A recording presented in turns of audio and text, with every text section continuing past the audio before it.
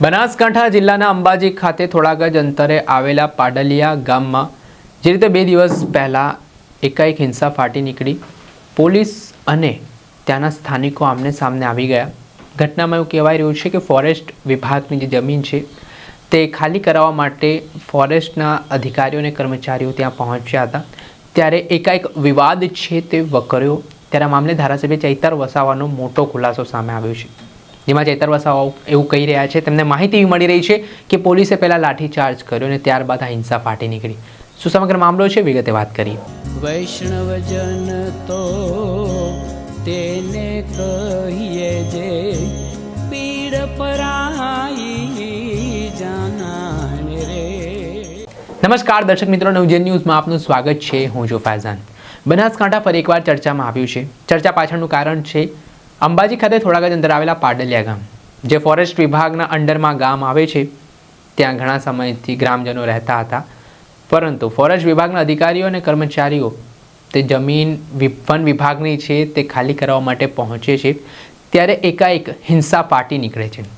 આ દરમિયાન એવું પણ કહેવાય છે કે તીર કામઠા પણ પોલીસ ઉપર ચલાવવામાં આવ્યા, પથ્થરમારો કરવામાં આવ્યો ને આ ઘટનાથી ગામમાં અજંપાભરી સ્થિતિનું નિર્માણ થયું હતું.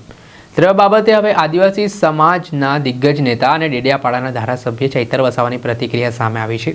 આ ઘટનાને લઈને તેમણે જે ગ્રામજનો છે તેમને હિંમત આપી છે, પણ બીજી વાત તેમણે કરતાં કહ્યું કે ત્યાં આદિવાસી સમાજના લોકો રહે છે.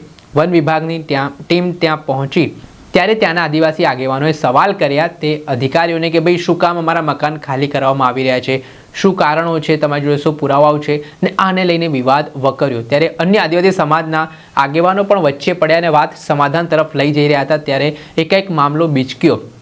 ત્યારે ધારાસભ્ય ચૈતર વસાવાનો જે રીતે આરોપ છે તે મુજબ તેઓ કહી રહ્યા છે કે પોલીસ દ્વારા પહેલાં લાઠીચાર્જ કરી દેવામાં આવ્યો, ત્યારબાદ ત્યાંના લોકો ઉશ્કેરાઈ ગયા અને પોલીસ ઉપર પછી હુમલો કરવામાં આવ્યો.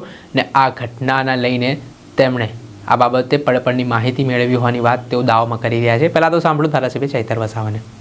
ગતરોજ બનાસકાંઠા જિલ્લાના અંબાજી નજીક પાડલિયા ગામમાં જે હિંસક ઘટના ઘટી છે એ ઘટનાની અમે નિંદા કરીએ છીએ. એમાં જે ઇજાગ્રસ્ત પામેલા તમામ લોકોની સાથે અમારી સંવેદનાઓ છે.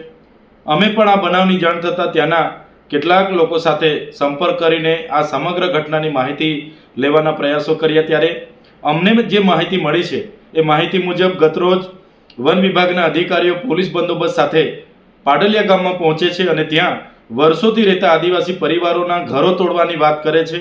અને એ ઘરો તોડતા અટકાવવા માટે કેટલાક આગેવાનો એમને સવાલ કરે છે કે 3 પેઢીથી અહીંયા અમે રહીએ છીએ, અહીંયા જમીન અમે ખેડાણ કરીએ છીએ અને અમારું જીવન નિર્વાહ કરીએ છીએ. તમારે આ પ્રકારના કાર્યવાહી માટે તમે આ વિસ્તારમાં આવ્યા છો ત્યારે તમે ગામ સભાની પરવાનગી કેમ લીધી નથી? તમે અગાઉ નોટિસો અમને કેમ આપી નથી? અનુસૂચિત 5 વિસ્તાર હોય, પૈસા એક્ટ વિસ્તાર હોય તો એની જોગવાઈનો તમે કેમ અમલ કર્યો નથી? એવી સંવાદ કરે છે. ત્યારે એવા 8 થી 10 આગેવાનોને પોલીસ દ્વારા બળજબરીપૂર્વક પકડીને ગાડીઓમાં બેસાડીને લઈ જવાના પ્રયાસો થાય છે. ત્યારે ગામના કેટલાક લોકો વચ્ચે પડીને એમને છોડાવીને લઈ જાય છે. ત્યારે પોલીસ દ્વારા લાઠીચાર્જ કરવામાં આવે છે. બાદમાં ત્યાં 20 થી વધારે ટીયર ગેસના સેલ છોડવામાં આવે છે. જે સેલ છોડતાની સાથે ત્યાં નાસભાગ મચી જાય છે અને નાસભાગ મચી જતાં પોલીસ દ્વારા 50 થી પણ વધારે રાઉન્ડ ત્યાં ફાયરિંગ કરવામાં આવે છે અને તેમાં આદિવાસીઓના કેટલાક લોકો ઘાયલ પણ થયેલા છે. ત્યારે આ ઘટના બાદ ત્યાં પથ્થરમારો થાય છે અને કેટલાક અધિકારીઓ પણ ઘાયલ થયેલા છે. ત્યારે વન અધિકાર અધિનિયમ 2006 અંતર્ગત આ લોકોએ દાવા અરજીઓ કરી છે, પણ સરકારે આજ દિન સુધી એમને સનતો આપી નથી અને આ લોકો વર્ષોથી ત્યાં રહે છે. તો જે પણ કાર્યવાહી થવી જોઈએ તે નીતિ નિયમો મુજબ થતી, સંવાદ મુજબ થતી, તો હું માનું છું કે આ પ્રકારની કોઈ પણ હિંસક ઘટના ત્યાં બનવાની નહોતી. પણ કોઈ રાજકીય નેતાના ઇશારે આ પ્રશાસને ત્યાં આ જમીન ખાલી કરવાના પ્રયાસો કર્યા, જેને કારણે આ ખૂબ જ મોટી હિંસક ઘટના બની ગયેલી છે. ત્યારે આ સમગ્ર ઘટનામાં પ્રશાસન દ્વારા કાયદેસરની કાર્યવાહી કરવા માટે 27 લોકોના નામજોગ એફઆઈઆર થઈ છે. 500 લોકોના અજાણ્યા લોકો સામે એફઆઈઆર થઈ છે.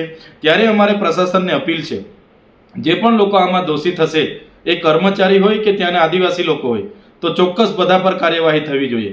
કોઈ પણ નિર્દોષ લોકોનો આમાં ભોગ લેવામાં નહીં આવે અને એમને હેરાન નહીં કરવામાં આવે એવી અમારી પ્રશાસનને પણ વિનંતી છે. આપણે સાંભળ્યું તો ધારાસભ્ય ચૈતર વસાવા હાલ તેમનું નિવેદન સામે આવ્યું છે, જેમાં તેમણે કહ્યું આદિવાસી સમાજના લોકોને કેવી રીતે હેરાનગતિ કરવી તે માટેના તંત્ર દ્વારા પ્રયાસો કરવામાં આવે છે અને આવી જ રીતે આદિવાસી સમાજના લોકો પર હુમલો કરવામાં આવ્યો. તેને લઈને હવે રાજકારણ પણ ગરમાવાની શરૂઆત થઈ છે. દર્શક મિત્રો, આવો જ નવા વિડીયો સાથે આપણે માહિતગાર કરતા રહીશું, એટલે નવજીવન ન્યૂઝ જોતા રહો.